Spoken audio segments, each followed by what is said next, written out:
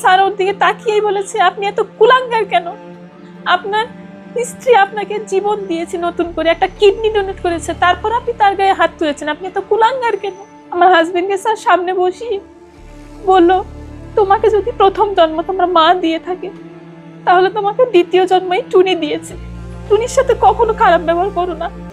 আমার হাজবেন্ডকে না আমি আসলে আমার নিঃশ্বাস ভাবতাম, জানেন, নিঃশ্বাস ভেবে আমার মোবাইলে ওর নামটা না তারেক অক্সিজেন আমার এই নামে সেভ করা। এই দুনিয়াতে নিজেকে সবার আগে ভালোবাসতে হয়, তারপরে অন্য কাউকে।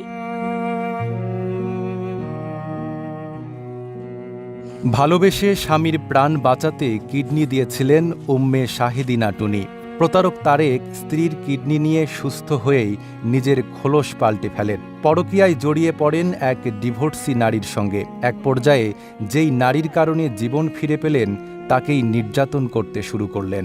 তারেকের অমানবিক নির্যাতন সইতে না পেরে গত 22 এপ্রিল ঢাকার জুডিশিয়াল ম্যাজিস্ট্রেট আদালতে নারী নির্যাতনের মামলা দায়ের করেন টুনি। 24 এপ্রিল সেই মামলায় গ্রেপ্তার হন তারেক। এরপর গত 4 জুন জামিনে মুক্ত হয়েই পরকীয়া প্রেমিকার সঙ্গে উঠেছেন তিনি। 1 বছর 2 বছর যখন হয় আমার বিয়ের বয়স, তখন হঠাৎ করে ও অসুস্থ হয়ে পড়ে।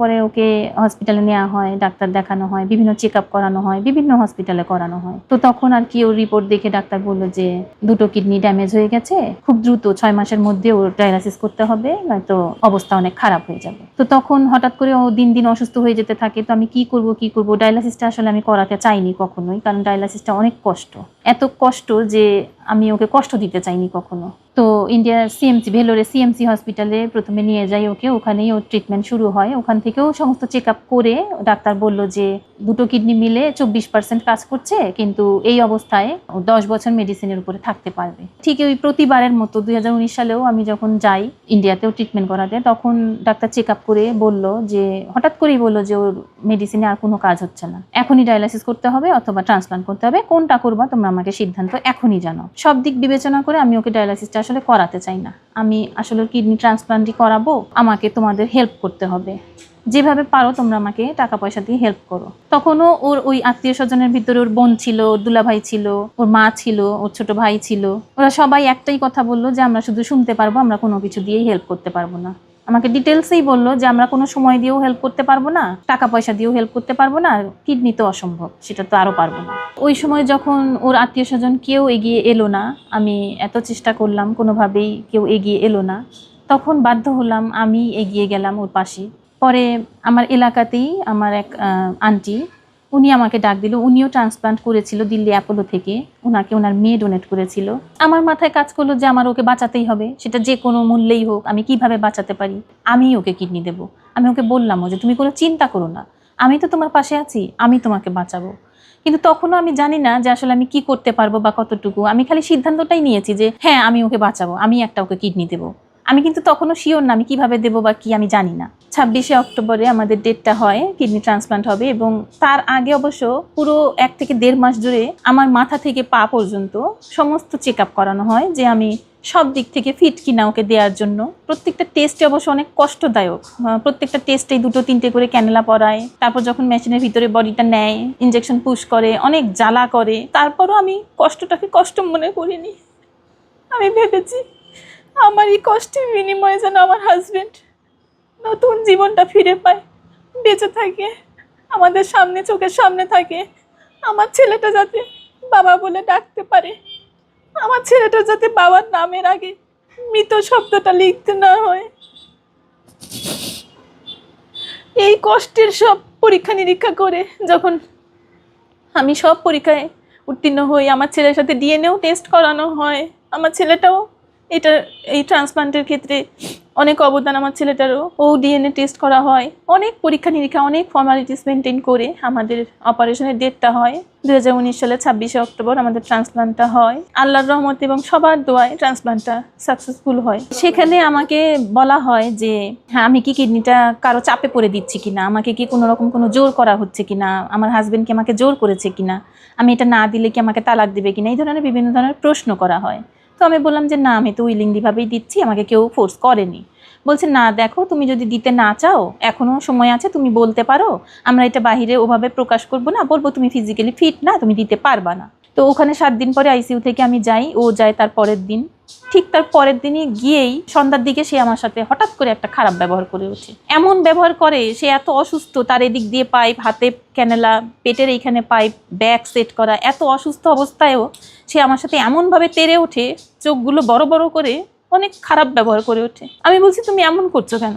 বলে তোর ওই খালাটা আমাকে টাকা দেওয়ার সময় এত দেরি করলো কেন, এতবার চাইতে হলো কেন?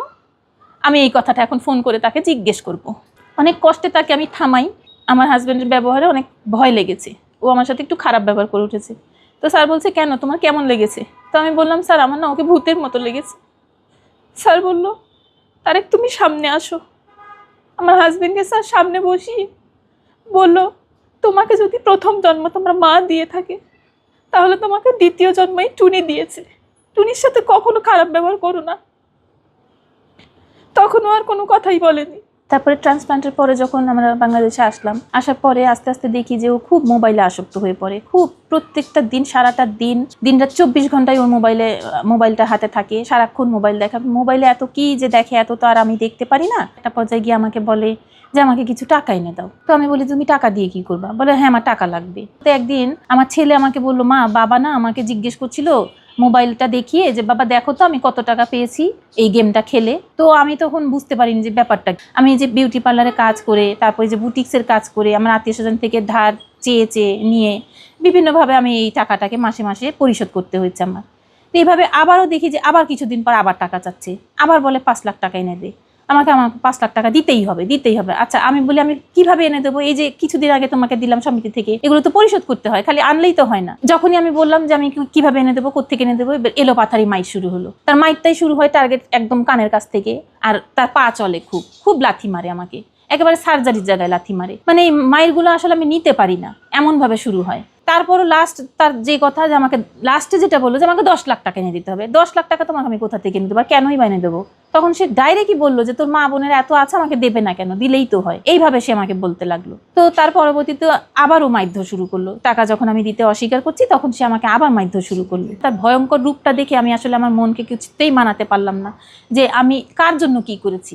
লাস্টে যে ফেব্রুয়ারি 1 তারিখে ও মাইটটা দেয় সন্ধ্যার সময়, তখন আসলে আমি ওই মাইটগুলো নিতে পারিনি। আমি তো আসলে ট্রান্সপ্লান্টের পরে শারীরিকভাবে অনেক অসুস্থ থাকি, আমার প্রেশার অনেক হাই থাকে, অলওয়েজ হাই থাকে, প্রচন্ড মাথা ব্যথা থাকে। তো যখন আমাকে মারধর করলো, আমি আসলে ওগুলো নিতে পারিনি, খুব কষ্ট পেয়েছি। পরের দিন 2 তারিখে আমি বাধ্য হয়ে আমি থানায় গিয়ে ওর নামে অভিযোগ করি। অভিযোগটা করার পরে ও এটা জানতে পারার পর আমি অবশ্য আমার ছেলেটাকে নিয়ে পাশে আমার খালার বাসায় চলে গেছিলাম। ও ওখানে যায়, আমাকে ফোন করে, ওখানে যায়, গিয়ে আমাকে অনেকভাবে ইমোশনাল ব্ল্যাকমেল করে, বলে অনেক কান্নাকাটি করে, আর বলে যে আমি ভুল করেছি, তোমার গায়ে হাত তুলে আমার এটা করা উচিত হয়নি, আমি আর এখন কখনো এরকম করব না, তুমি অভিযোগটা তুলে ফেলো। তো আমি বরাবরের মতন না এবারও ভুলে গিয়ে আমি ওকে ছেলেকে সাথে করে নিয়ে থানায় গিয়ে পরের দিন, একদিন পরেই আর কি, আমি অভিযোগটা উঠিয়ে ফেলি।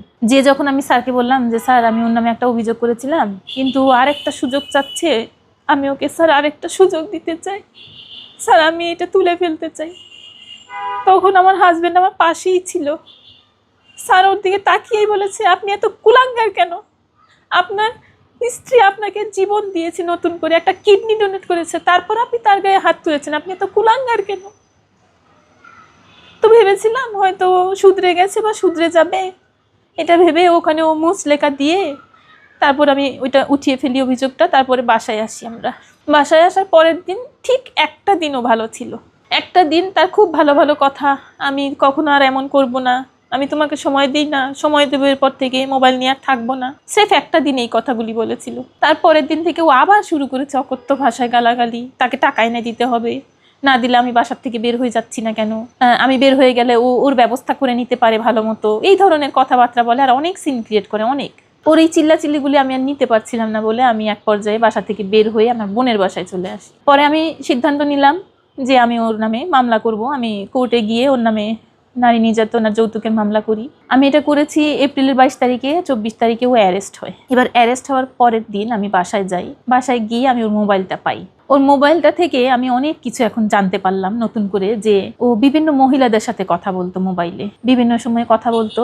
আমি যখন এগুলো জানতে পারলাম তখন আমার ছেলেও এগুলো জেনে আমাকে বলছে, মা বাবা তো একদিন একটা মেয়ের সাথে কথা বলেছিল, তার নাম রেহানা পারভিন, আমাকে দিয়ে সেটা ডিলিটও করিয়েছিল। তো তারপরে এভাবে দেখতে দেখতে আমি দেখলাম যে ও তাহমিনা আক্তার মেরি নামে এক মহিলার সাথে অনেক বেশি কথা বলছে, একটা সম্পর্ক হয়েছে ওর। এটা হ্যাঁ এটা আমি জানতে পারলাম তখন ওর মোবাইল থেকে। আস্তে আস্তে জানতে পারি যে প্রায় 3-4 বছর ধরে মহিলাটার সাথে নতুন করে আবার এই সম্পর্কটা তাহমিনা আক্তার মেরি নামের মেয়েটার সাথে পরকীয়ায় জড়িত।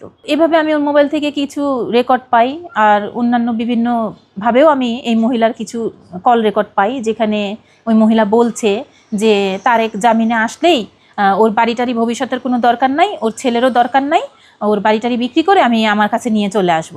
এই সমস্ত কথা যখন আমি শুনতে পারি, বিশ্বাস করবেন না, আমি পুরো দুটো দিন মনে হয় সেন্সলেস হয়ে পড়েছিলাম যে এগুলো আমি কি দেখলাম।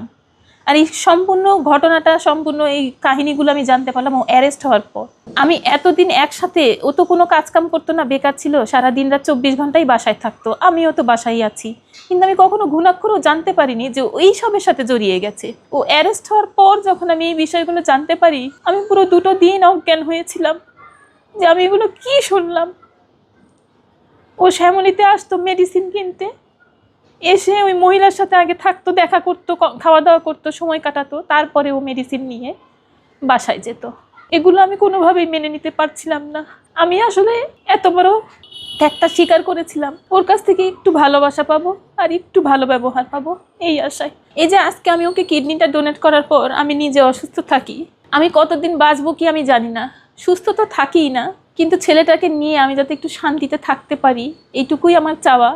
যে কয়টা দিন বাঁচি, আমি ওকে আসলে ফেরেস্তার মতো জানতাম, ও কখনো মিথ্যে কথা বলে না, ও যেটাই বলে সেটাই আমি বিশ্বাস করতাম। তো এই যে ট্রান্সপ্লান্টের আগে ওর আমার সাথে এত ভালো ব্যবহার, আর ট্রান্সপ্লান্টের পরে এত খারাপ ব্যবহার, এই যে 2 রকম ব্যবহার, ও যে আমার সাথে এরকম করলো, আমি তো মনে করি ও আমার সাথে একরকম প্রতারণাই করলো। আমি কেন এই প্রতারণার শিকার হলাম? আমি কি এই প্রতারণার কোনো বিচার পাবো না? আমি এর বিচার চাই। আমি যে এত বছর ওর সংসার চালালাম, ওর চিকিৎসার খরচ চালালাম, এত কষ্ট করলাম, আত্মীয় স্বজনের থেকে হেল্প নিলাম, বিউটি পার্লারের কাজ করলাম, বুটিক্সের কাজ করলাম, এত কষ্ট করে আমি সব কিছু চালালাম এত বছর। আমার সংসারটা 19 বছর, এই 14 ফেব্রুয়ারিতে 19 বছর শেষ, 20 বছরে পড়েছে। আমি তার বিনিময়ে কি পেলাম? সেই ভালো ব্যবহারটুকুও তো পেলাম না। এই অপরাধীর যেন দৃষ্টান্তমূলক শাস্তি হয়, আমাকে দেখে যেন 10টা মেয়ে শেখে যে না, এই দুনিয়াতে নিজেকে সবার আগে ভালোবাসতে হয়, তারপরে অন্য কাউকে। আমি সেটা করিনি। আমার হাজবেন্ডকে না আমি আসলে আমার নিঃশ্বাস ভাবতাম, জানেন, নিঃশ্বাস ভেবে আমার মোবাইলে ওর নামটা না তারেক অক্সিজেন আমার এই নামে সেভ করা। তার বিনিময়ে আমি যেটা পেয়েছি, আমি এটার বিচার চাই। প্লিজ আপনারা আমাকে একটু হেল্প করেন, আমি সবার কাছে একটু হেল্প চাই, সরকারের কাছে হেল্প চাই, প্রশাসনের কাছে হেল্প চাই।